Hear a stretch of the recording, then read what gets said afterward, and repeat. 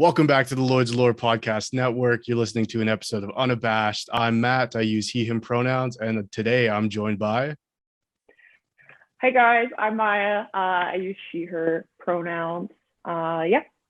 Nice. And today we are talking about, I think, a property that's dear to both of us in The Legend of Zelda. Oh yeah, that's really my lifeblood, honestly, kind of.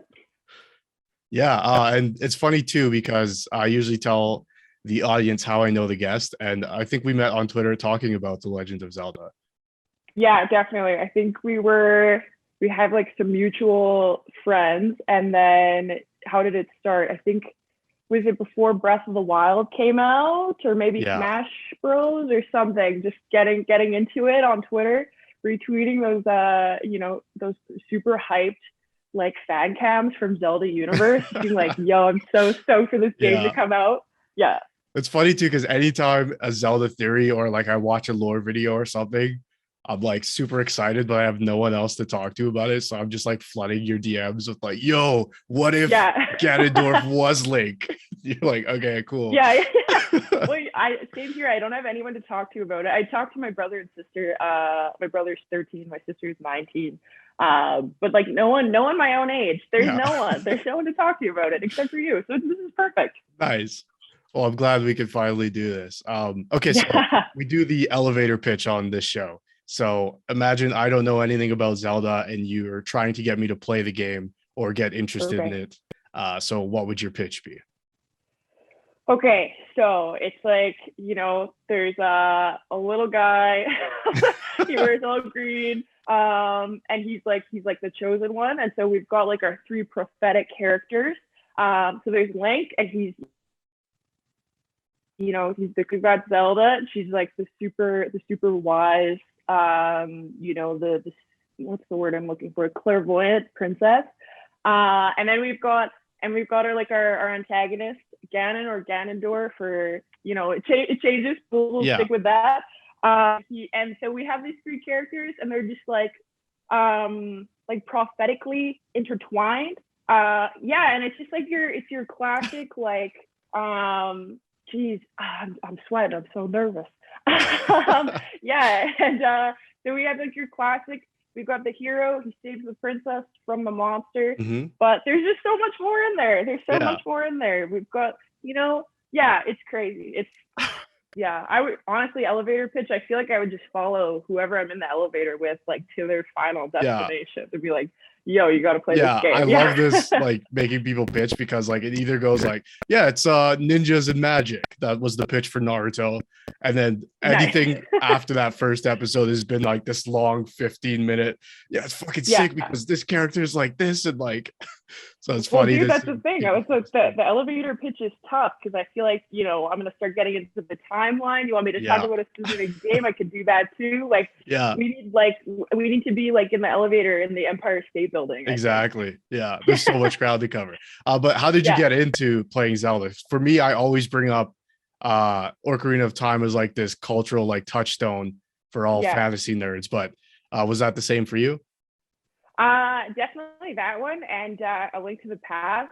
So when I was really young, probably like actually my first memory of playing a video game aside from like Bubble Bobble for like NES would be playing A Link to the Past on my stepdad's Super Nintendo when I lived in a condo, and it was just me and my parents, and my sister, I guess, would have just been like a literal infant, like in one hand. And so I had nothing to do all day. I remember when I come home from school and my mom's like occupied with the baby, and like it was just me and my mom for so long. So and I was like kind of an introvert. I didn't have any friends. I didn't play any sports. So I just play this game. Like it was like so colorful, and like you get to the dark world and Link's like a little bunny, and I was so into it. And then and then my stepdad had a Nintendo 64, and we played Ocarina of Time and Majora's Mask, and I had those memories are like so clear to me, just like the nostalgic value. And I was just so into the game. It was like my first like open world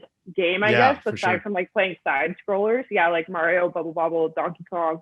And I was just like so immersed. Like I love fantasy, and I like to read like little kids books, fantasy novels, but to play it is like just crazy, right? It just blew my mind, and it was just for a kid like me, like I said, no friends, no activities, just something you could like throw your whole day into. And my parents just like didn't care because they were preoccupied with my sister, so I just played it all day. Yeah, I think like that's one of the feelings these games give me so much, is like really being on your own, because especially like games like Twilight Princess, you're like, you can't even speak to people. I guess he doesn't speak at all, but in that game specifically, like it's very like you feel very alone. Do you have a favorite? Those are the first ones you played, but is there one that sticks out above the rest? Okay, top fave, definitely Twilight Princess. Okay, me that's too. Like another really, really clear memory for me. I got it for GameCube when I was in elementary school. I got it, and I got it for Wii that same Christmas. I got a Wii as well, so I got the same game twice, which was like nice. amazing. Yeah. And then So oh wait, do you prefer Princess. one? Because in one he's like left-handed, and the other he's right-handed, and the whole game is mirrored. I like the GameCube one. It just feels right. Me too. Feels good. And the GameCube controller is like that's my home base in terms of like all consoles, like all games. For me, GameCube is number one. So I definitely prefer that one. And then another GameCube banger, Wind Waker, another favorite. Yeah. Such a beautiful game, and the art style with the cell shading. Like I'm a big sucker for realism. Like I love Twilight Princess, the way it looks, and like I love games like Skyrim. Like any Bethesda title is like super dope. Red Dead Redemption, like those open world styles that look really realistic are like so gorgeous. But I love Wind Waker. I feel like the inherent character of the game is so encapsulated in the art style, which I love.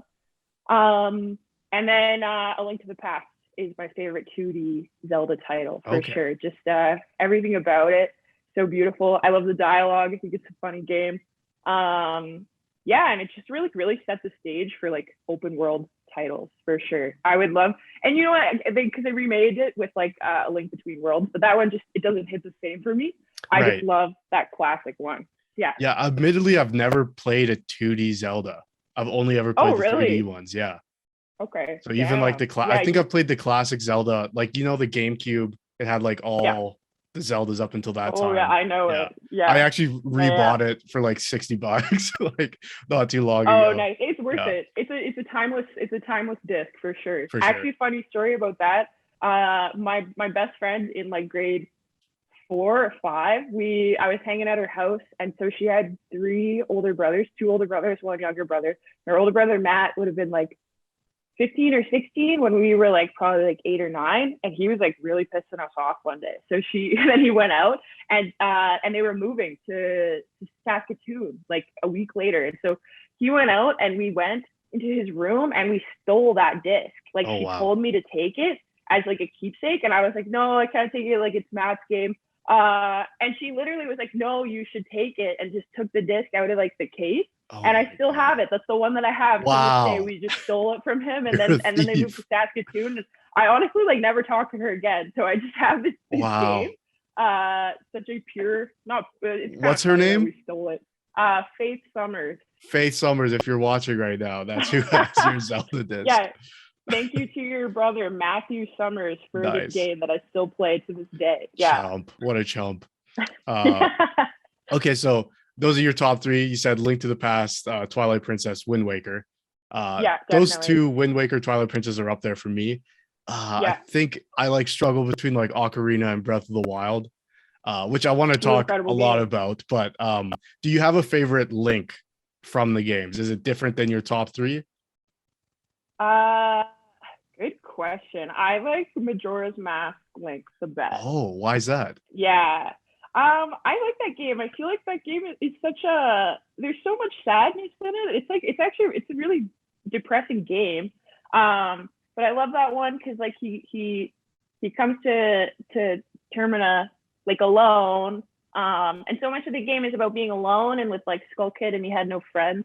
And that's why he was like drawn to the mask and kind of like what happened in that whole game essentially. But I love that one. I feel like it's so solitary. And again, even though he doesn't talk, I just feel like I'm so attached to the specific character. Like he's going through this whole experience with yeah, he lost Navi and like doesn't have Epona really. Like it's like a whole, you know, upside down universe. So that's definitely my favorite one, I think. Okay. Do you feel Yeah. like, because that link is the same one from like the, what is it, the child timeline of the, Yeah. the Yeah. timelines get confusing, but Yeah.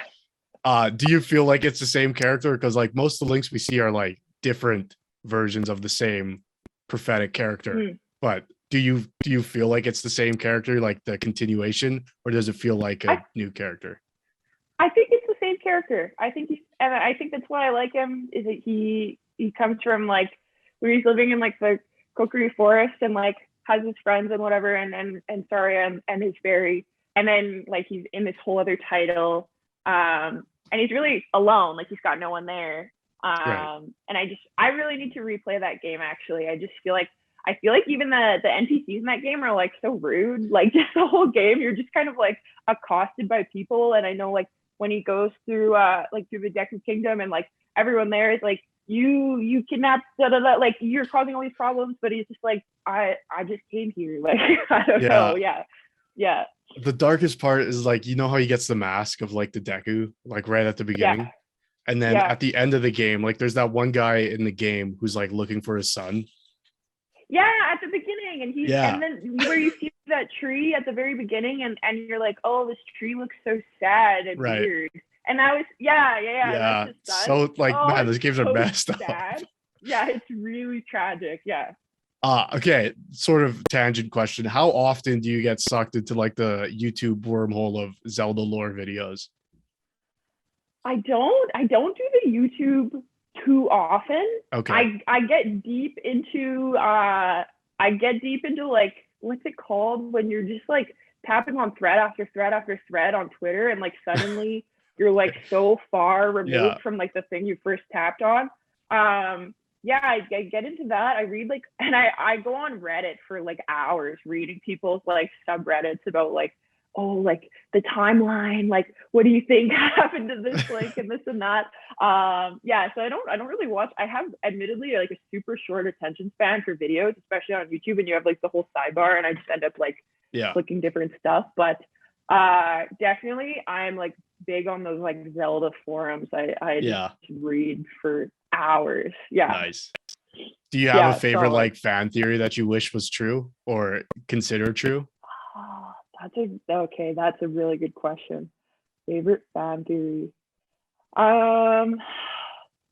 Okay, well, I don't know. I feel like I'm gonna expose myself as like a fan fiction reader.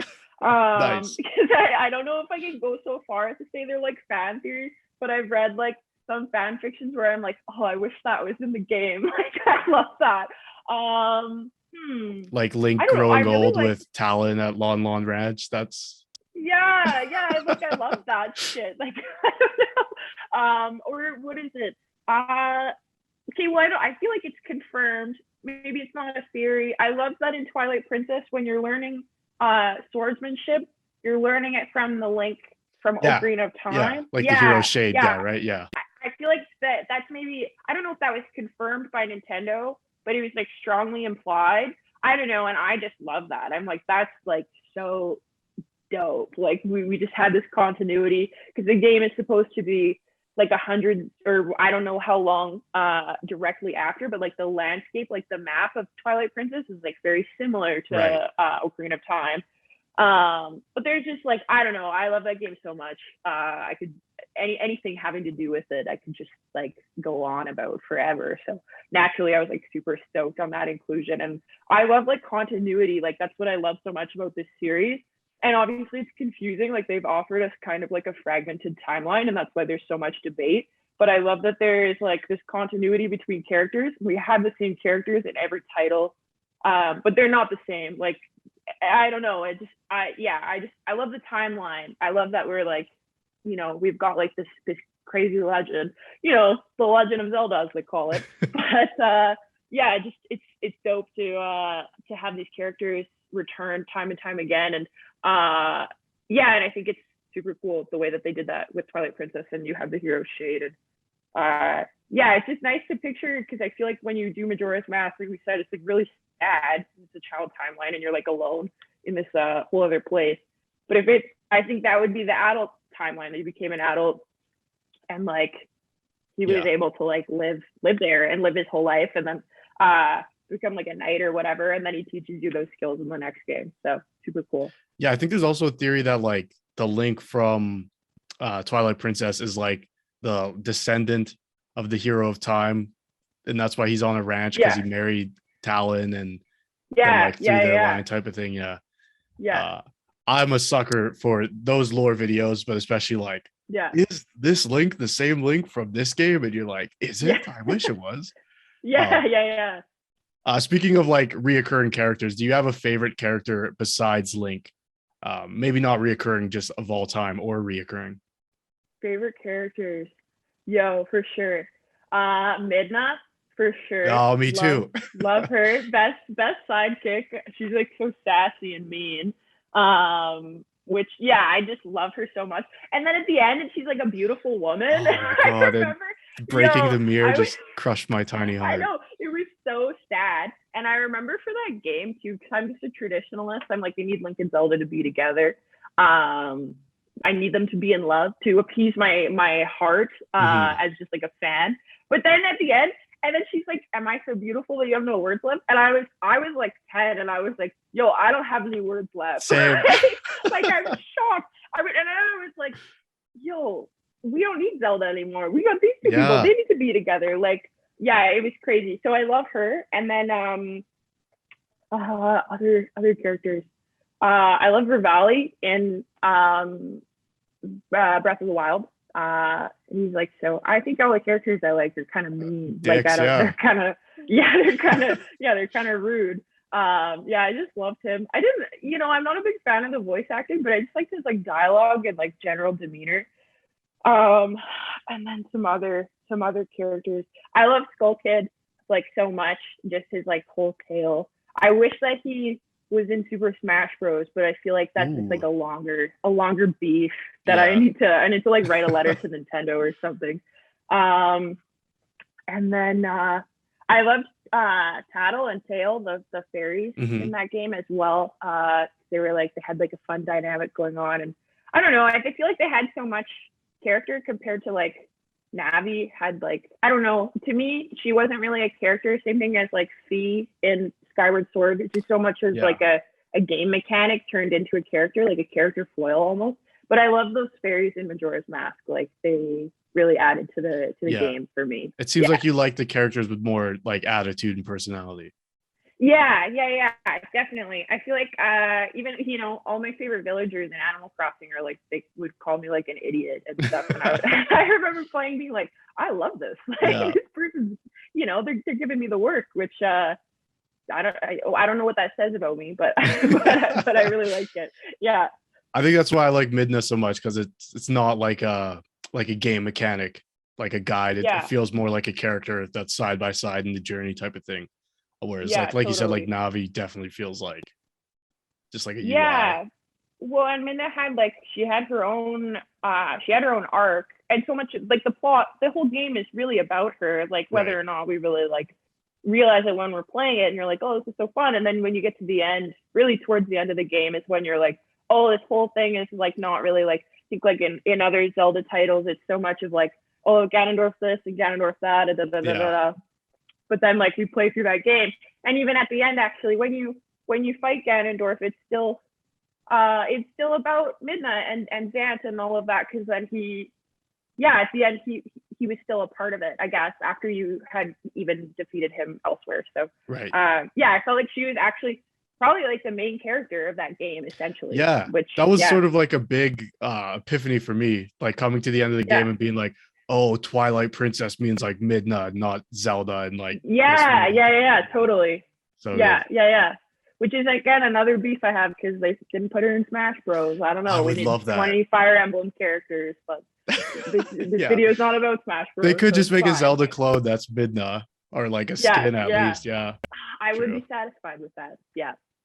So what is the thing though? Because all these games have different storylines, but there's always like these reoccurring characters and themes. But what is like the main thing that actually draws you back? Is it the gameplay? Is it the storylines? Is it the timeline? Uh, Good question. So much of it is the gameplay.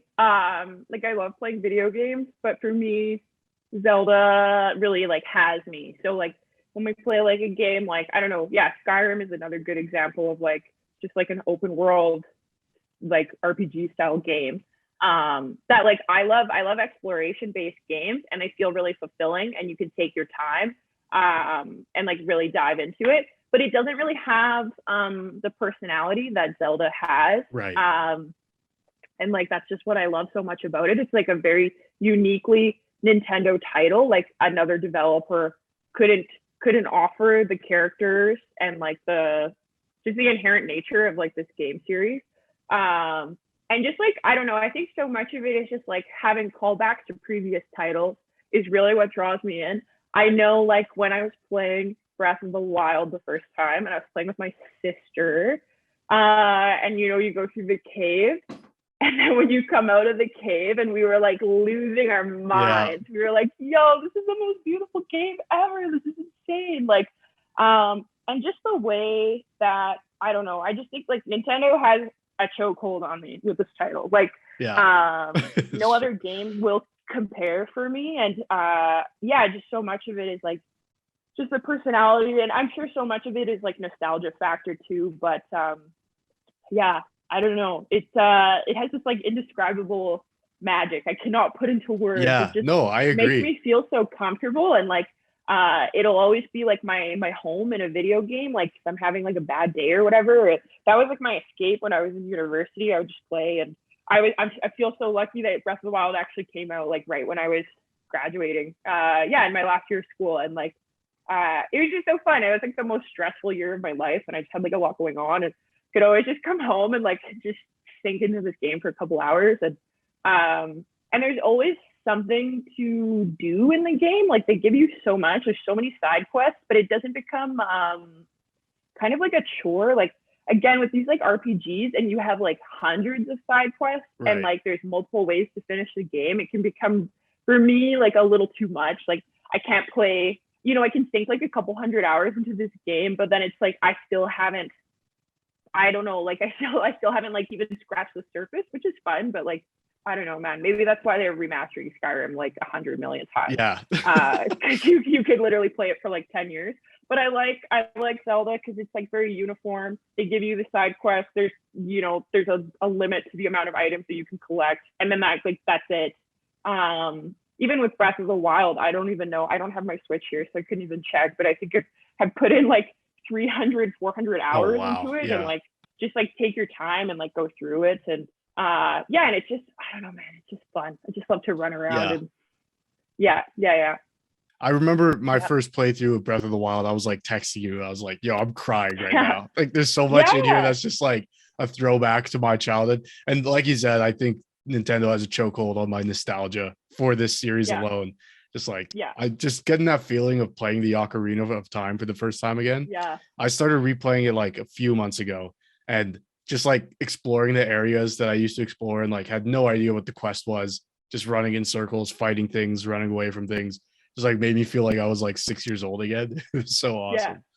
Well, I just know so much of it too. For me, big thing is like the orchestral soundtrack of each title is like so beautiful, and they like give you so much. And I've never felt so engaged in a video game before out of all the video games I love. And like they have so much to offer me in so many different ways. Zelda is always something I always come back to it. I never get bored of it. I've played Twilight Princess probably like I'm not joking, like 80 times, like fully through. And it's still a game that when I'm bored, I'm like, I'll play that again. Like it's so amazing. Good. Yeah. Okay, let's talk about the music then. So for me, I always put 3 general soundtracks in like my top 3, and it's like John Williams, Star Wars, Howard Shore, Lord of the Rings, and then I think I'm gonna get it wrong, Koji Kondo, right? Yeah, Koji for Kondo. Zelda. Like those are the ones that when you hear, it's not like their music to the game. They almost feel like a character in it as well. Yeah. Um, Yeah. yeah. So Totally. just general thoughts on the music of Zelda, and then I want to ask specifically about Breath of the Wild. Okay, yeah. So the music is unreal. I feel like I could just like list off tracks that I love. It's just like so beautiful, and like it's so like these tracks that they've composed combined with like these like areas, and it's so great because each game offers such a unique art style from one another, and the soundtrack always really mirrors that, which I really love. Like in Wind Waker, everything's like pretty whimsical. Even the tracks like at Forsaken Fortress that are like a little like not like, I don't know what's the word I want to look like, stressful, but it's like fun. It's like fun like a game. Actually, that track reminds me of, this is like so niche, but like in like Sims 1 and 2, when like someone's breaking into your house and you're like, Yeah. oh my god, like there's a burglar. Yeah. It reminds me of that. Like it's really whimsical and like lighthearted. But then we got like Twilight Princess, like which has like this like crazy gray overlay, and like everything's really sad in the game, and the music really reflects that. It's like really deep. There's like deep orchestral swells in every song, and it's like such a grand. Even I know Hyrule Field in that game.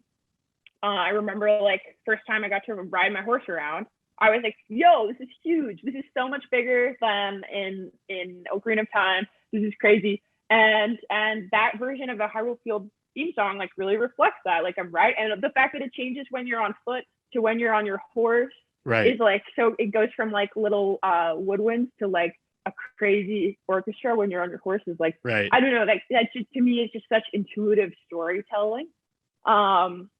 Yeah, and then what was the other game that I was gonna mention?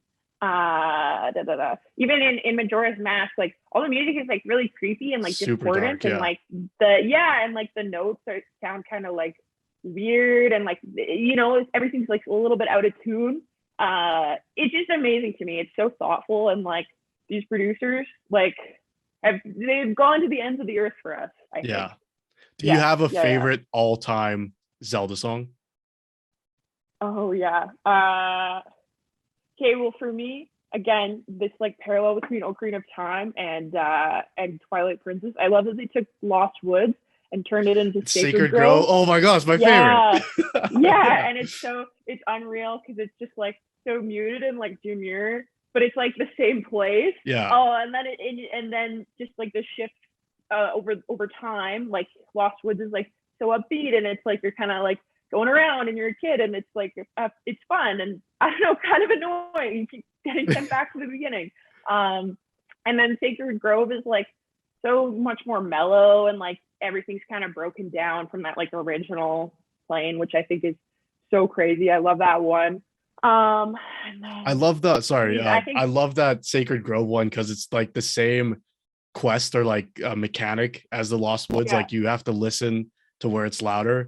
But in Sacred Grove, it's like you're listening for the trumpet that the Skull Kid thing is playing. Yeah, it's so awesome. Oh, it's unreal. That, and then also, which one do I really like?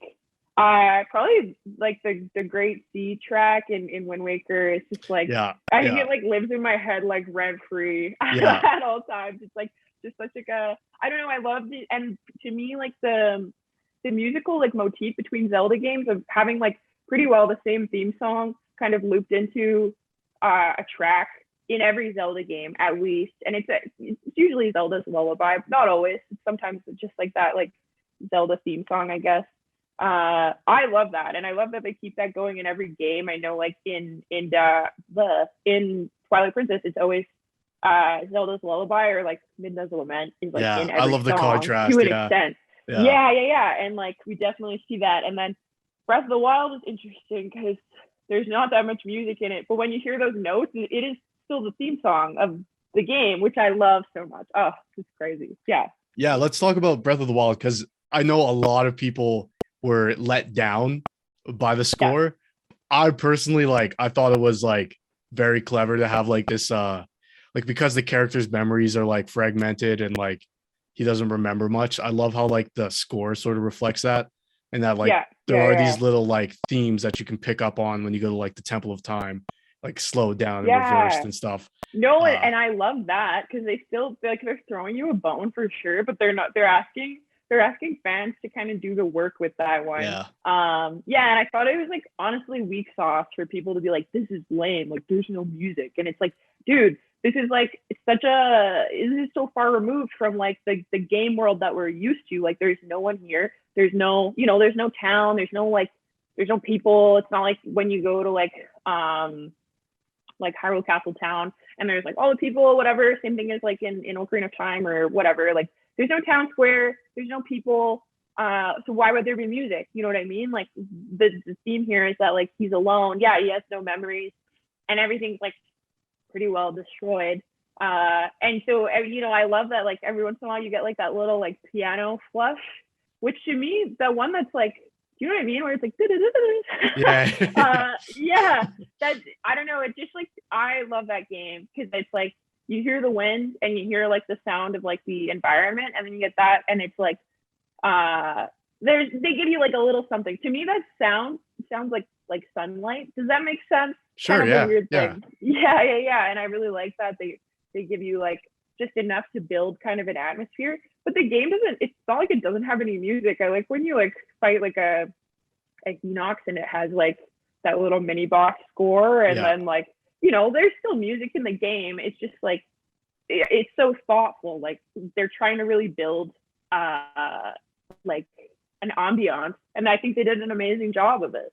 Yeah, I totally agree. I think it lets the game sort of be the game and not be influenced by like our nostalgic feelings towards like very popular themes. Be like, oh, we're in Hyrule Field now, but the whole game is Hyrule Field. So, it'd be tough to sort of balance. I had they still give you like a little bit. I know, and I feel like the tracks that are in the game are like really intense. Like when when a guardian spots you, that's like a lot. Yeah. Like, and it's like highly stressful. Yeah. And I just think that wouldn't hit the same way if we had like an overworld theme going on the whole time. And then I hear that it's when you're like walking around, everything's chill, quiet, unsuspecting. I'm on my paraglider or whatever. And then I just hear this like crazy piano score, and I'm like, what is happening? Your little laser beam. Yeah, totally. And like that's not gonna hit the same way if we've got like a bunch of other crap in the background, Right. Yeah, totally.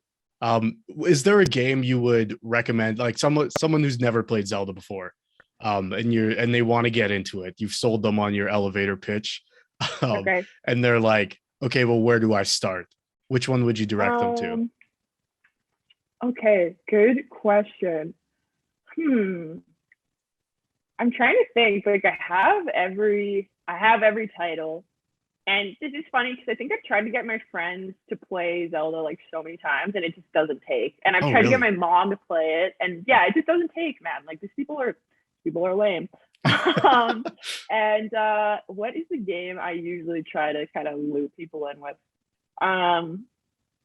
I've tried Twilight Princess. I had a friend who kind of got into it, and then she couldn't get past the block puzzle in Snow Peak, and like that was it. And she was like, "I'm not playing this anymore." Yeah, that's tough. Which is fair. That block puzzle is pretty tough.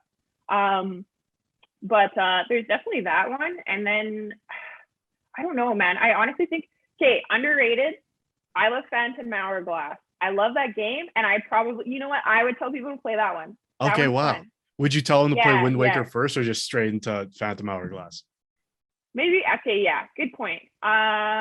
Maybe Wind Waker first, but I think like handheld games are really approachable to people who like haven't like gotten into a game before. And I think also, like, no shade, I love this game, but I think the handheld titles are like maybe geared a little bit more towards like actual kids. Mm-hmm. Even though there was a puzzle in that one too, where you have to like close your DS to like get where it's like transfer like the stamp on the top part of your here's like a document. Meta. Yeah, and so I remember the puzzle is like you have like your map and you want to put a stamp or something, some ink that's on the top part of the map on the bottom, and so you actually have to close your DS and then open it again to get past that. And I remember I was like, how old would I have been? In like grade 7 or 8, and for weeks I was like, this is sucks. Like, there's no way to get past this. Like, I don't understand. And I'm like hitting like the screen with like my stylus, being like, this is stupid. And then I remember I closed it because I was mad. And then I opened it, and it was like that little puzzle noise, and then it was done. And I was like, oh, what? Like, that was it. Nice. Yeah. So that was pretty tough. But I would definitely say, I think like the cell shaded ones, like, Wind Waker, Phantom Hourglass, Spirit Tracks is another really fun one that I think like doesn't get a lot of credit. I'd probably tell people to play those ones first. Just because I think like they're just approachable games, and they're fun, and like, and like the music's whimsical, and like it keeps things really light. And we're not gonna play like, I don't know, like a weird scary one like Majora's Mask, and you like put on these weird masks, and like, I don't know, like, and it's like, it's like, and you die every 3 days. It's fine. Well, and the time mechanic in that game, like people, I know I find it stressful, and like I like that game, and I like playing Zelda, and like I would never tell someone who's never played Zelda before, be like, yo, play this game. You got 72 hours, and it actually is only like 72 minutes. Like, it's not, it's like, and then people are like, well, I don't understand. Like, I would definitely recommend probably Wind Waker. Do you have a least favorite? So I think I know the answer to this, but I'm curious what you might say. So go ahead. Yo, you've seen me talking smack on Twitter. I really don't like Skyward Sword. Okay. I don't like That's that what I game. thought. Because I remember I sent it to you. I was like, yo, the remaster. You're like, cool, but I fucking hate it. I was like, oh, okay, cool. No, that one just doesn't do it for me. Was it the motion controls actually, or? I was okay with those. That's the only Zelda game I have only played through one time. Every other game I've like really like been in love, and I've played it a couple times through. And I don't know, something I found the world really restrictive, because you can't like travel between regions freely. And then so you gotta like go to Skyloft, drop down, but you can't just like go from one place to the other, which I found like really silly. And like that's so much of what I love about Zelda is like, I'm gonna ride my horse to this place, and I'm gonna swim through a river, and like I'm gonna play my arena and go through a waterfall, and like and it just doesn't have that.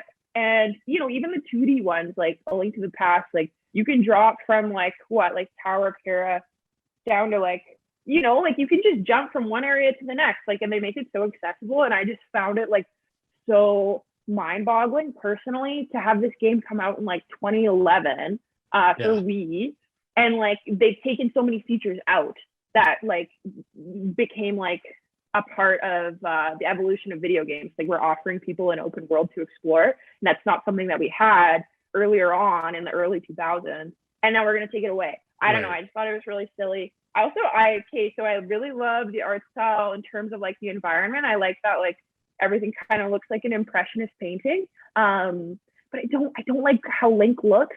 I think he's ugly in that game. Of like facial or like outfit? All of it. Everything. Okay. Just all of it. And I think maybe I have a soft spot because Link was my first fictional character crush. And who is the hottest Link? Is it Twilight Princess? It's gotta be, right? It's definitely him. He's such a cutie. But like I just think like, I don't know, I just didn't love it. I do like that they gave us fan service. They gave Link and Zelda this whole little cutie little, oh, I'm gonna kiss you. I thought that was awesome. But that game just it doesn't do it for me. It really doesn't. So then how do you feel? Because around the time of Skyward Sword is when they really like, here's the timeline. And now with Breath of the Wild, it's like all the timelines converge at Breath of the Wild, which is weird, but interesting and cool. But there's a lot of references and Easter eggs going back to Skyward Sword. So how do you feel now that like that's the trajectory of the universe, taking those two and really running with them? Does that like upset you or? No, I think like I feel like there needs to be like a good foundation, and I think Skyward Sword is like a great place to kind of benchmark the timeline like as it's beginning. I don't know.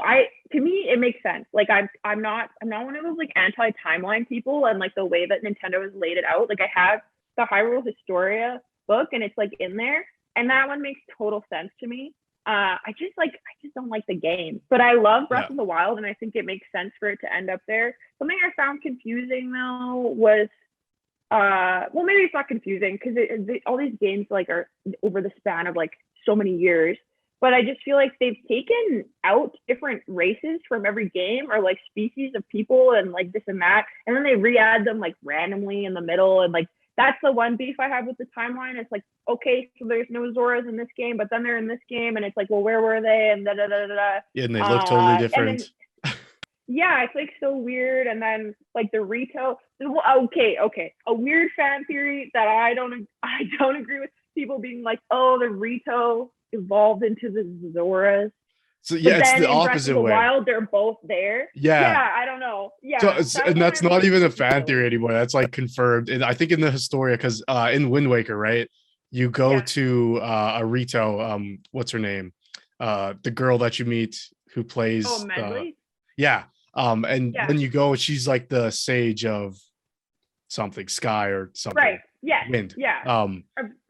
And her ancient ancestor is a Zora. So it's okay. I guess like the explanation for it is that when Ganon took over and then flooded the world, he like made monsters in the water. So the Zora couldn't live in the water anymore because it was too dangerous. And so they had to move to land and then became bird people. It doesn't make sense. But then we got games further in the timeline where they're both like Breath of the Wild, they're both there.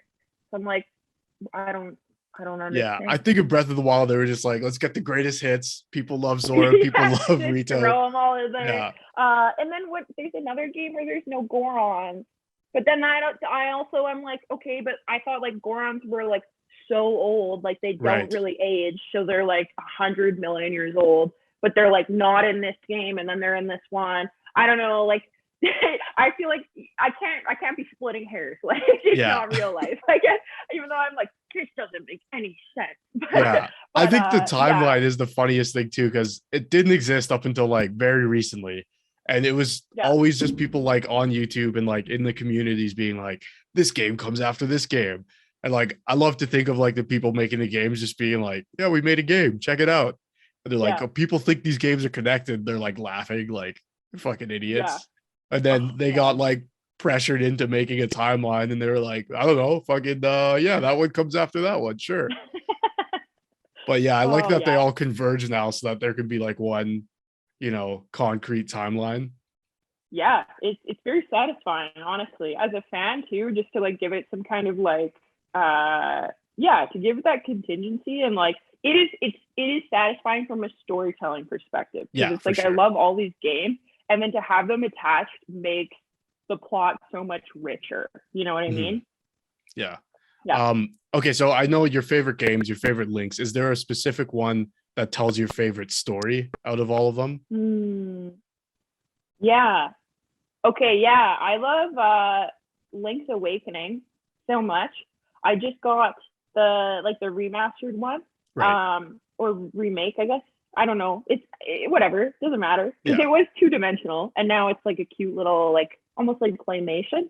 And yeah, I really love that one. Just like him, I don't know. I thought that one was super cute, and like just more of like a lighthearted game for sure.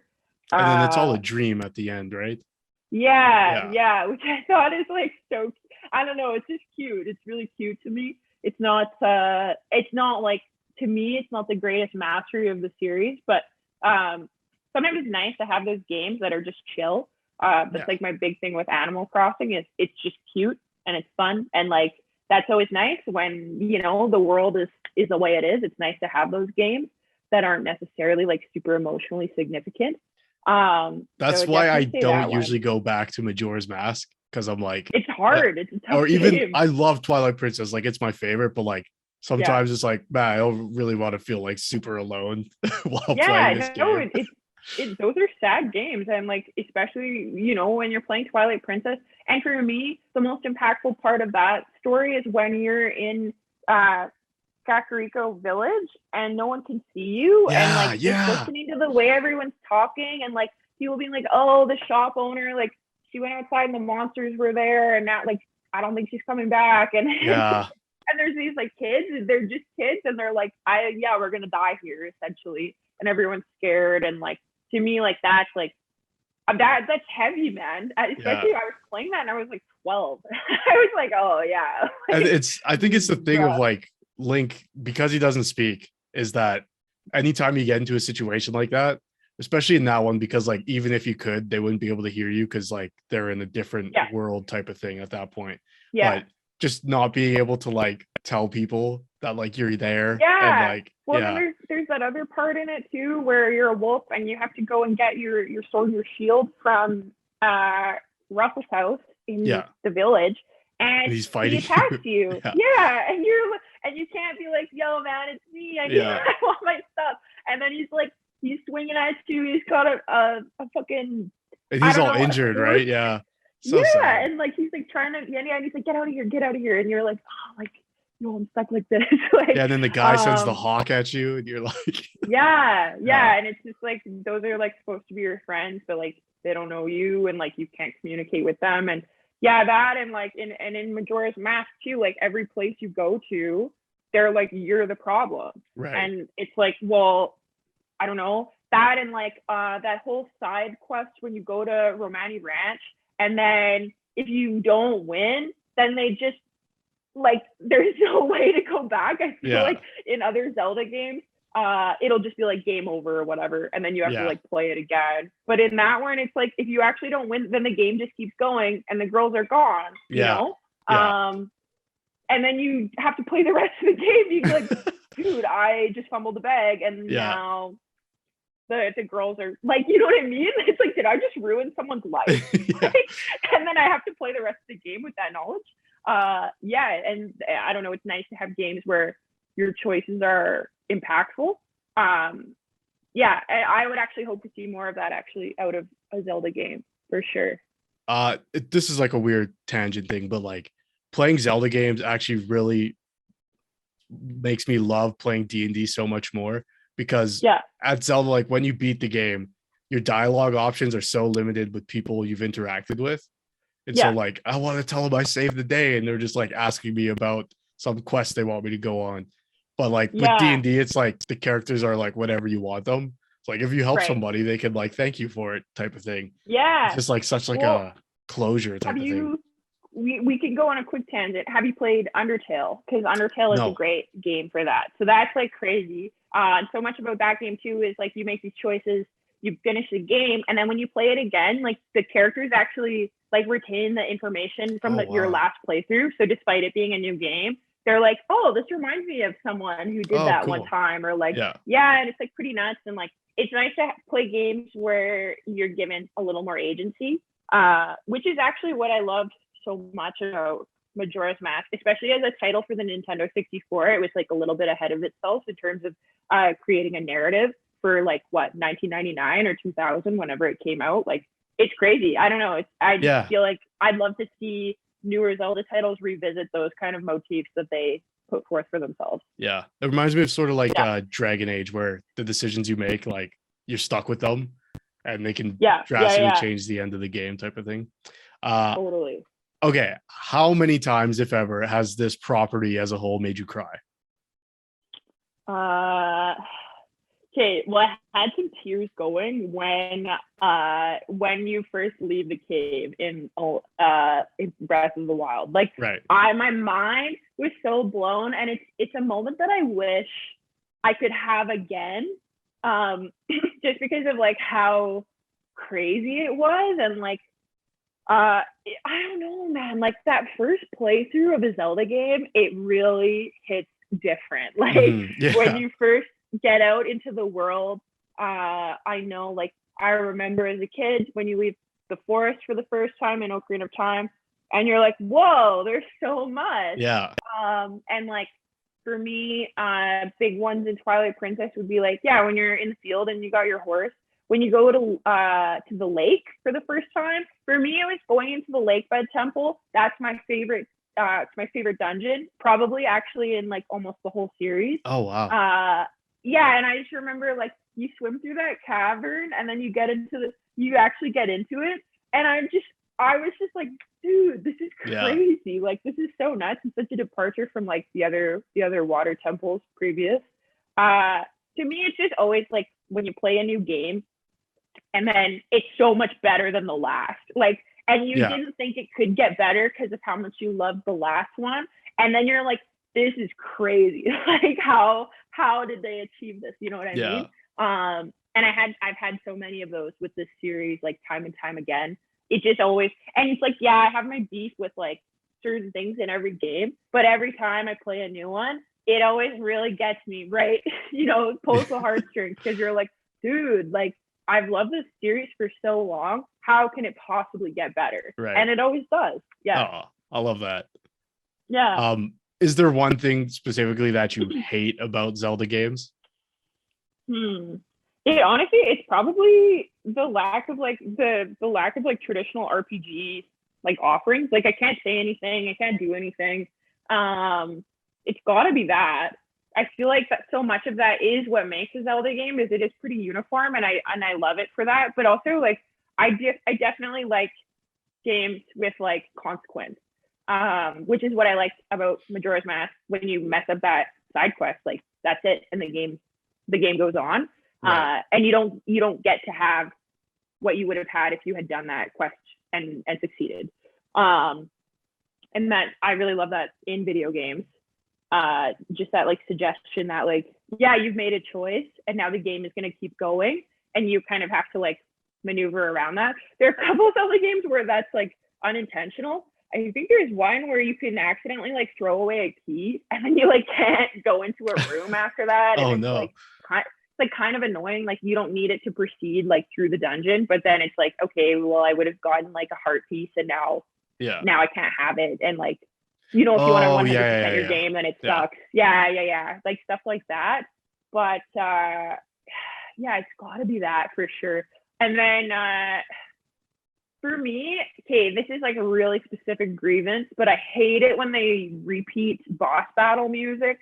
I really don't like that in Breath of the Wild. Like, every time I'm up against the Hinox, it's like the same music, and I'm like, like, can we just like have something else going on? Or I hated that in Twilight Princess. I feel like these MFs got kind of lazy, because when you do Morpheal and then it's the same music when you get to City in the Sky and you fight Argorok, it's the same song. But I'm like, dude, this is a complete, because when I love the Morpheal boss battle. I think it's so fun that you're underwater and the music is perfect. It's perfect for being underwater, and it's like this big dramatic thing. When I think there's a thing in the boss battles, when you get to like the next stage and the thing you're supposed to do, it switches to like that. So that's what I love, is like, that boss battle for me is amazing, because it starts and you've got that like one tendril with the eyeball in it, and the music is like really low and there's like not much going on, and then when it comes out, it's like this crazy like orchestral dramatic song.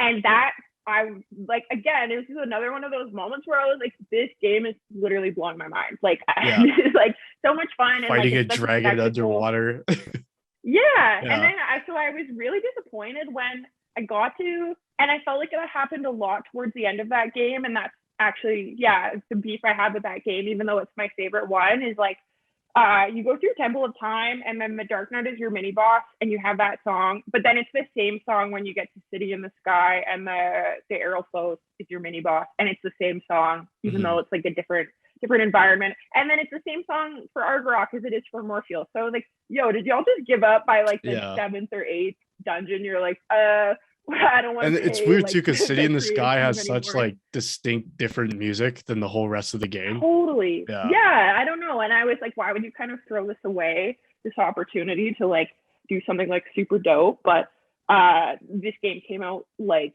a million years ago, so I'm not gonna like go on a huge rant about it. But it's definitely that. And then I don't know. I you know what my beef is? I don't like mini bosses. I don't like them. I don't think, actually, I love Arbiter's Ground in Twilight Princess. Yeah, the Poe King guy.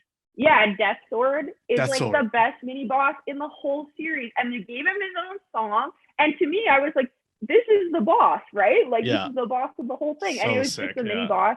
Yeah, and he was like so sick. And it was like He's so well developed. To me, it wouldn't shock me at all if that was intended to be like an actual boss and they ended up just shifting him over and doing something else. Because to me, it felt way too well crafted to just be a mini boss compared to the other ones in that game, for sure. And in any game, really, because they just kind of like throw whatever in, like, and then because I know like in Ocarina of Time or Majora's Mask, there's like the big Octo, and like, and then it ends up just being like another nuisance. Like later on in the game, there's like another one of this monster that was a mini boss earlier, and now it's just a normal opponent. Okay, which I like. I'm like, what's the point? Like, if the Dark Knight is going to be my mini boss in Temple of Time, why do I have to fight like eight of them at Hyrule Castle like 3 dungeons later? Like, can we not like come up with something else? Like, I don't know, but I feel like that's like it's not that big of a deal. I have high expectations. I love immersion, and it takes me out when I'm like, oh, this is a big deal. I made it to this point. And then later on, I'm like, well, it's not, because I just killed like 8 of them in like 20 minutes, and it took me like 2 seconds, you know? Yeah. No, I never really took in the Dark Knight thing. That's very true. Yeah. But it makes you feel sort of like when you get to Hyrule Castle that like, oh, I'm so strong now. Like I can take 8 of these guys. That is true. Especially when you learn all those like sword tricks. And then I just like am flexing on him, and I'm like, this is so easy. Like this is nothing. Shield bash, helm splitter. Let's go. The helm splitter is my favorite one, bro. Like I abuse it. I use it way too much, because once I learn that, there's like a bokoblin, and I'm like, helm splitter. Even though I can literally just press B twice and it's done, I have to do like the most dramatic attack on him, like no matter what. I love that. It's just so fun. Yeah. Okay, so I want to ask real quick what your favorite boss of the whole series is. Oh, this is such a good question. I don't know if I could choose. Okay. Oh, this is hard. There's so many. I mean, it's like right now there's like a Rolodex in my brain being like, okay, like which one? And then I'm like trying to like rank like design and the music and the da-da-da-da. Okay, I love, oh, geez. Okay, what's the guy, I cannot think of his name. In Wind Waker, there's like a big ghost, and it's the Earth Temple. Oh, like the giant Poe thing? Yeah, I like him. I like that. With the mirror shield thing, yeah. I really like that one. What's another one? I love Blizzetta in Twilight Princess. Oh, so good. I love that one. So good. So fun. The floor slippery, running around. The ball and chain. Ball and chain is probably the dumbest item aside from the spinner. But I love to just swing it around. Okay, real quick. Throw it up the ice. What is your like canonical explanation for Link putting everything like in his back pouch, even though he's got like a ball and chain? Yeah, the ball and chain in his freaking backpack. In my mind, I feel like maybe he's got like that Hermione Granger like little bag from Harry Potter type of thing. Throws everything in it. Nice. Yeah, he's got to have, because I'm like, this is silly. This is a silly thing. Other video games you get like over encumbered or whatever, and it's funny because then I play games like that and I'm like, why can't I carry 100 pieces of ebony armor? But then in Zelda, it just like is like whatever. Like I'm like, this is like kind of ridiculous. Especially, the ball and chain is a good one, because when he's carrying it in his hand, he like walks so slow. Yeah, but then it's just like in his bag. Same with like iron boots. I'm like, what are you doing, bro? Like literally makes no sense. As soon as you put them on, you sink to the bottom. But if they're in your backpack, you're fine. You're just swimming around, no biggie. Yeah, that's it. I definitely think it's a bag of holding type situation. Okay. Throw everything in, and I like that. I wish that was in there. Yeah. I feel like that just makes sense. Dude, I'm still thinking like, which boss do I like? I feel like I have so much respect for all of them. Yeah. I think they're all so cool and like well developed, and that's actually a big reason why I love Twilight Princess so much. Is the enemy design is like so mind blowing. Like every boss in that game, I will say, is like massive. They've made them so big, and like it's so epic and like huge and scary. The first one in the Forest Temple, Diababa, is like huge, like whatever. And I just remember being like, dude, how am I supposed to fight this? This is literally massive, and I'm like this big. And then what's the next guy's name? The Something. Goron thing. Yeah, Daruk, and or no, like not Daruk. Something. but he's huge too. And the fact that he's walking around and like the ground shakes when he's running around. And then dude, every boss in that game is just such a spectacle. I remember getting to Armagoma and like Oh, I love that. being like so fun, and like having used the Dominion rod to like actually use the statues to smash it because you can't do anything because it's that big. And that just being like such a callback to like Queen Goma in Ocarina of Time, and you're like a kid, and I remember playing that being like, yo, how am I gonna fight this? And then I'm in Twilight Princess and it's like 8 times the size of that. It's just so nuts. And Blizzetta is super cool. Morpheus massive. I loved Stallard, like the big fossil. I thought that was like so cool. Just all of them are like super sick. I loved Puppet Zelda is a fun one for sure. Such a good idea too. And to me, actually, my favorite Ganondorf boss battle is probably that game because it's like you're like in the ring. In the ring, and you actually have to use like the sword skills. And then the finisher move is just so cinematic. And that part, I remember playing with my sister, and you know when you challenge him and you got your sword against him and you have to press A, and literally like just mashing buttons, like yelling, like, oh my god, like the stakes are so high because the music is like so stressful. And then when he's winning, actually, when you're not pressing it fast enough, the music changes, and it's like really stressful because it's like, yo, he's got you. But then when you're winning, it's really triumphant, and you're like, oh, like I can do this. I just have to keep pressing A. Like I can win. I definitely love all of the bosses in that game. And then you know what I really like? Baronade. And Morpha. I'm a big water temple gal. I don't know if you picked up on that. Yeah, I got that. Yeah. And then I love whatever the one is in the Great Jabu's belly. I fucking hate that one. Oh yeah. Baronade. So hard. Yeah. It is hard for no reason. I still don't know how I beat that. I just kept throwing the boomerang and I won, but like I died like 6 times. I know, man. They make you work for sure. That's one of the things I love so much about Zelda is like it is a hard game. It's easy where it's easy, but where it's hard, you're like rage quitting. Like I'm like how I had that with Volvagia actually when you're an adult in the fire temple, and I'm like, bro, how I've died like 20 times. Like I can't play this any longer. Like I have to go to work. Like, I think I remember like texting you. The first or maybe the second boss I fought in Breath of the Wild was Thunderblight. And I was like, yo, what the fuck? Why is this so? I was like, yo, what do I do? I had no idea. I had to Google it because I was like, what the fuck? Yeah, Thunderblight Ganon was absurd because that's another one actually that like I was playing it, my sister was playing it, my brother's playing it, all 3 of us. It's not generally like, usually it'll be one of us who's like, oh, that one's easy, and then like you give the tips of the trade to and then everyone figures it out.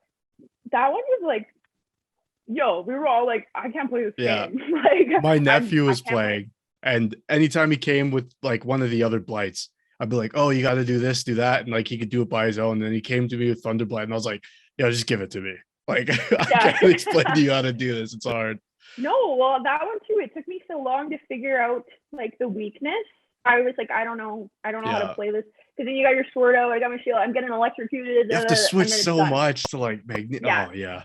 What a nightmare. Yeah, it's tough. Yeah. I also wanted to ask, so in these games, especially like Link to the Past, there's obviously like that flip of like the normal world to the dark world, and Ocarina of Time, it's like from the past to the future, and then in Twilight Princess, it's like the Twilight realm to like the normal realm. But then also like with Majora's Mask, it's like that dark reflection.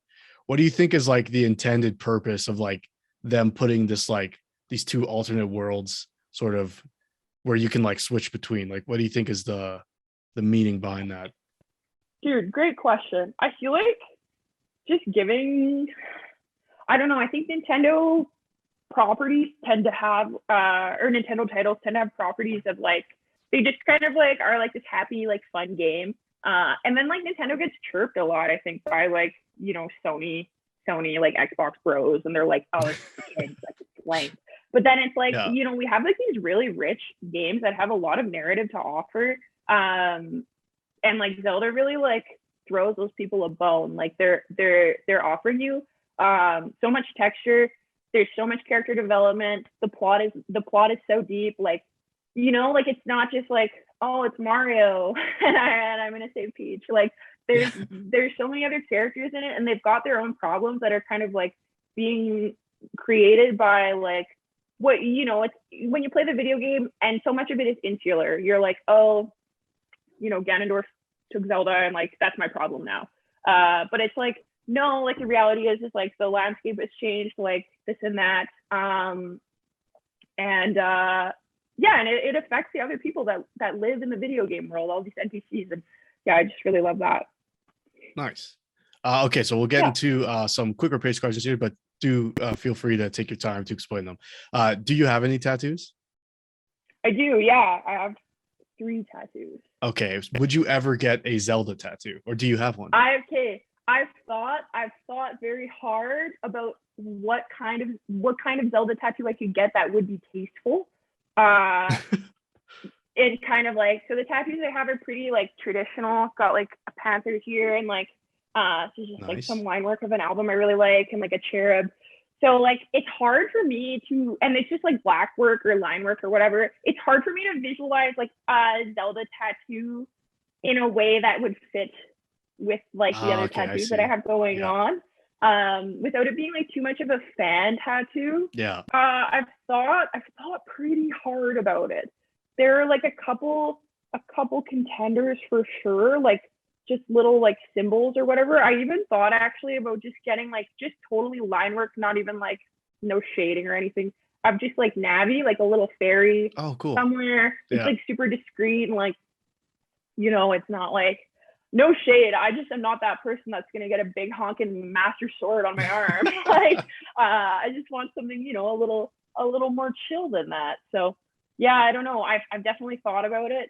If I see like video game flash though that I really love, like there's no doubt in my mind that I would get it. There's actually an artist in Van who has like a little fairy bottle in their flash, and I'm like, oh, that's sick. Cool. I would definitely get that. Yeah. Or like a bomb would be super cool. Or like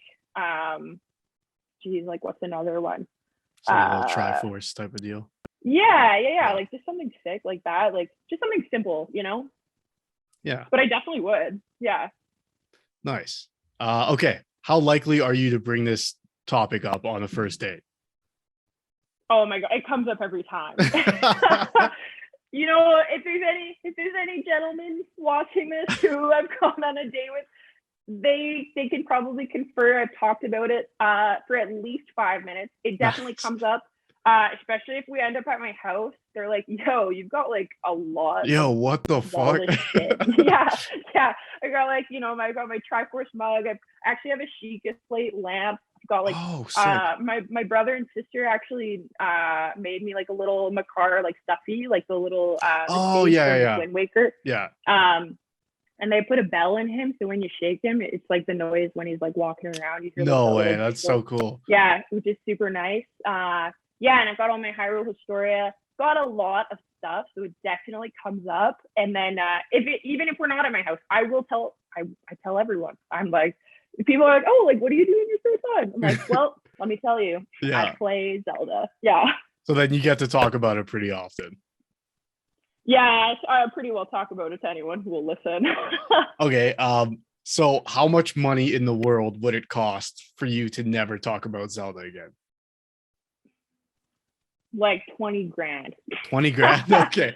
Yeah, give me $20,000. I'll never talk about it again. That's relatively low for most answers on this show. Just but it's like I asked this question because it's sort of like, if this is like X amount of your overall happiness, how much does that cost to you? Type of thing. Yeah, I feel like I don't know though. I think like I maybe I don't have to talk about it anymore. It's easy because it's a one-player game, so I'm like, you know what? If you want to talk about it, that's fine. Yeah. What if you couldn't play it anymore? How much would that cost? Or talk about it? Like literally like $5 million. Okay, yeah, that's more reasonable. Yeah. If I can't play it anymore, it's gonna go up exponentially. But like, it's nice. I don't know. To me, it's something I love to share with people. But it's such like a deeply personal hobby, and and it is a one-player game. I was that kid who was like, "Yo, you want to come over for a sleepover and we play games?" And then I'd be like, I'm just gonna watching play you. Game. Yeah. You can sit here and watch. My first playthrough of Twilight Princess was just me playing and my buddy watching, being like, "No, go into that room." It's fun, man. Yeah. Okay, going back to dating. So let's say you start seeing someone and you're like, they come over and they see all your Zelda stuff and you're like, "Yeah, I love Zelda." And they're like, "I fucking hate Zelda. I love video games, but that series in particular, absolute ass." Is that a deal breaker? Yeah, well, I'm like, how do you love video games when you hate Zelda? I would be like, oh, so what are you playing then? You're playing Warzone like a plebeian? No offense to the Warzone players. That is the same answer everyone gives. Like, this question is so funny to me because it's always like, well, maybe not a deal breaker, but then like, what the fuck? Like, why would you say that? Then I'm like, it's genuinely like, I'm like, so what's wrong with you then? Like, what do you like if you don't like that? You're gonna say something fucked up. Like, I don't know. I just think Zelda's a benchmark, man, for good video games. And I'm sorry, but I cannot give my heart to someone who the epitome of a good title is Call of Duty. We can't be together. I'm sorry. Oh, wow. And no I'm offense, sorry, guys, watching this. You know, I play first person shooters, a little bit of battle royale. You know, I had my Fortnite phase. I'm good at it. Oh boy. I'll give you that. But no, I'm sorry. I need to be with the Zelda man. Story driven, personality rich, you know. Yeah. Well, come on. Yeah, fair enough. I don't think there's anything wrong with that statement. Next question. Could you, if you could, would you live in this world? Just as like an NPC? Oh, would I? And what type of NPC would you be?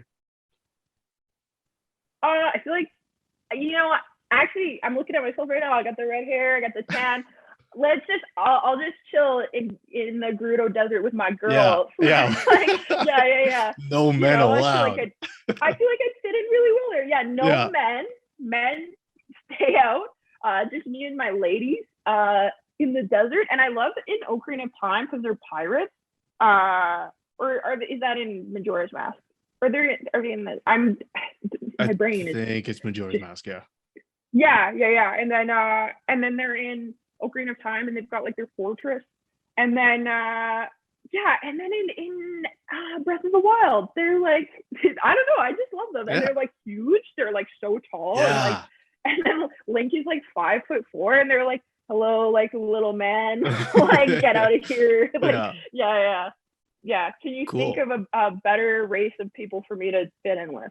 I don't think so. I think that's pretty perfect. I was also going to say like that flower lady in Breath of the Wild. Oh yeah, fucks you up when you step on the flowers. That is kind of my vibe. Yeah, I think that would suit you as well. Yeah. Would you want to be tasked with saving the princess and the world the same way Link is? Is that like something you would take on like willingly, or are you like, fuck that, I'd rather just chill with the Gerudo woman? Man. That seems like so much work. Like I always ask myself this. I know when I was like really into The Walking Dead, I was like, oh, what are y'all even doing this for? Like just let it rock. Like I would be chilling. And like same thing, man. Like I just feel like no, I can't. That's a lot of work. And it's like, well, if I don't have the Triforce, like it's not for me. It's not for me. You can find me at the milk bar. Like, I don't know, like I'll be chilling on the farm or somewhere, but it's not for me. Yeah, fair enough. Okay. I actually, when I would play Twilight Princess, I would always go to those hot springs, like in Death Mountain, and just like chill. Chill with the group. And I think like if I was in the game, I would just be in the hot springs at Death Mountain. Like I would not be messing around in Hyrule Castle. Yeah, fair enough. Or in Castletown where it's dirty and overpopulated. It's just too much. It's too much. Fair enough. Okay. If Nintendo came to you and they're like, we've seen your living room. We watched this podcast. We know you're a big fan. We want you to spearhead the Legend of Zelda Netflix series, let's say. Okay. We want you to like produce it, maybe do some writing, maybe do some directing if that's what you're into. What level are you taking on, if any at all? I would like to. Oh, okay, this is hard. This is a lot of responsibility. I would like to do locations. Okay. I could find some good locations. Yeah, I'd probably, you know what, I'd have to pick the actors. I'd have to do casting because, no offense to people who love it, I did not like the voice acting in Breath of the Wild. Oh, wow, really? Okay. It was not for me. I just think the voices that I had in my mind for the characters just didn't line up. Okay, fair enough. Actually, so much so that when I play that game, I play it on a Japanese dub because I don't want to hear it.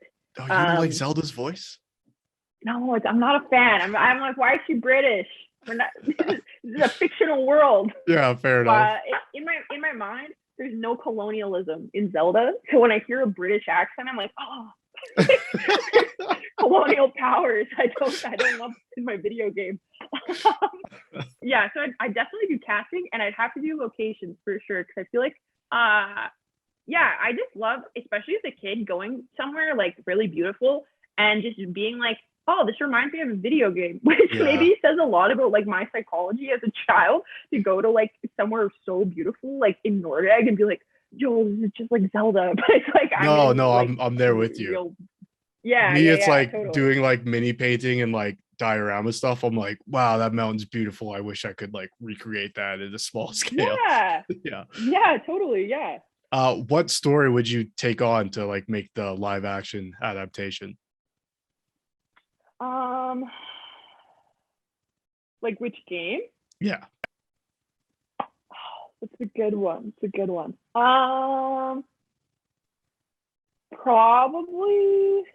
Probably Breath of the Wild.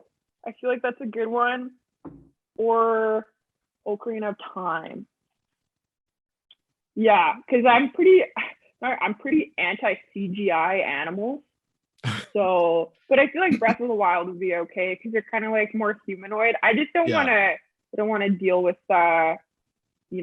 making Link into a wolf. We had this whole talking dog situation. Yeah, that could become very Twilight. Yeah, it seems like too much. Yeah, a little, Bella, where the hell have you been, Loca vibes. Like there it is. Yeah, I don't need that in my live action adaptation. But I do think I think Ocarina of Time would be a strong contender for sure. That's probably the one people are most familiar with, I bet. Yeah, and there's a lot of characters in that one. Like they give you a lot to work with for sure. Like strong characters that are like pretty integral to the narrative. I think that's something in Twilight Princess. There's a lot of characters that I forget about. And I don't really feel that way with Ocarina of Time. Every character that I'm introduced to like has like a really consistent role throughout the game. And I just feel like the beginning of Twilight Princess, I meet like so many people in the village and then I never see them again. And there's some stuff about that too, where I'm like, what's the point? I know like Fado, he has a house and you click on the door and it's like the door is locked. And I'm like, okay, well, why do we even give him a house then? I think they just like ran out of time with that one. Yeah, definitely. That's definitely what happened. Okay, quick question. Have you played Hyrule Warriors? I haven't. Okay, have you watched the movie? I have. I've seen like the clips on YouTube and stuff, but I was thinking about getting into it, but I just haven't like committed to a new video game in a while. Classic has just been playing with stuff I already have and have played before. But yeah, I have been intrigued. Okay, so it's basically like an alternate timeline where like an R2D2 type what are they called? Guardian comes back and like stops the calamity from happening. Okay. Yeah, because like Zelda like cries it into existence. I don't know, it's weird. Interesting. Okay. But okay, my question is, what is your feelings on now that there's like an established canonical timeline? Does any diversion of that annoy you, or are you fine with it? Well, it annoys me a little. I just feel like I'm like, why did we put all this work into it if we're just gonna throw it away and do something crazy? Even though I know the answer to that question, and it is profit. Yeah. But I'm like, why do us a disservice if we put all of this work into creating a narrative and then we just like do something crazy like for no reason? It feels so much to me like when you're watching an anime. Bleach is the worst for this because at least in Naruto, filler kind of makes sense. Yeah. Like I don't love it, but it's like I don't know. In Bleach, the filler like it literally burns my brain, and that's how I feel about like adding these Hyrule Warriors to the Zelda timeline. It's like in Bleach, I'm watching it. It's so good. We got Ichigo. He's in the Soul Society. Like, you know, he's cleaning it up. And then the next episode is like some shit I don't care about with these characters I've never heard of. And they just like randomly appear. And then they have a whole arc for like an entire season. And then it's like, why did we, what's going on? What's going on here? Yeah. Why couldn't we just keep doing the thing we were doing? And that's kind of how I feel about those games. But like, it's so different, like animes, whatever, I could turn it off. I feel really attached to video games. And so I want to try them and I want to play them. And it's kind of funny. I kind of just choose to ignore them as like a placement in the timeline. In my mind, I'm like, this is just a completely separate game. Okay. It has nothing to do with anything else. Yeah. Fair enough. Is there any parting things you want to leave people with of your love of Zelda? I don't know, man. I just, it's so funny because I think so many of my like nerdy little interests, I think my mom was kind of hoping I would grow out of them. Maybe not hoping, but suggesting that I would. And this just like seems to be something that's like so timeless to me. And like, I just, like, I'll never let it go. It's so fun. And it'll always be fun. And like, something that really stuck with me too was Miyamoto said like the games were really like, yeah, that's who it is, right? Yeah. It was just like inspired by like his time as like a kid, like going outside and like exploring in the woods. And that's kind of like how that game came to be.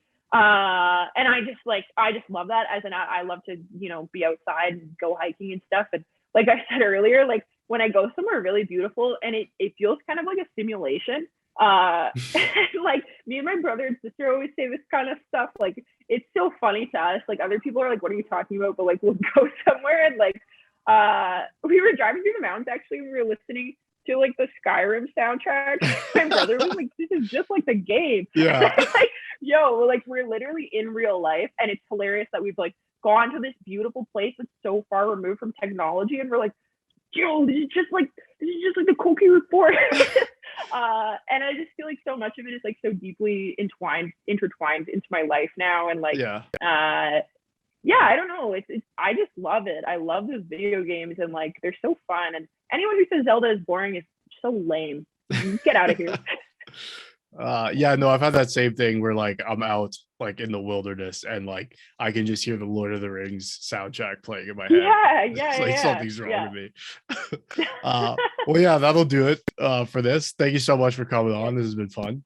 If people want to talk to you about Zelda, where can they find you online? You can find me. I will give my Twitter. Everyone, please use this handle wisely. With great power comes great responsibility. Don't take anything I say seriously. My Twitter is Big Naruto Energy. That's it, right? Is it? I think so. Yeah. It is. Yeah, and you can find me on Instagram. It's just Maia696. Talk to me about Zelda. I love it.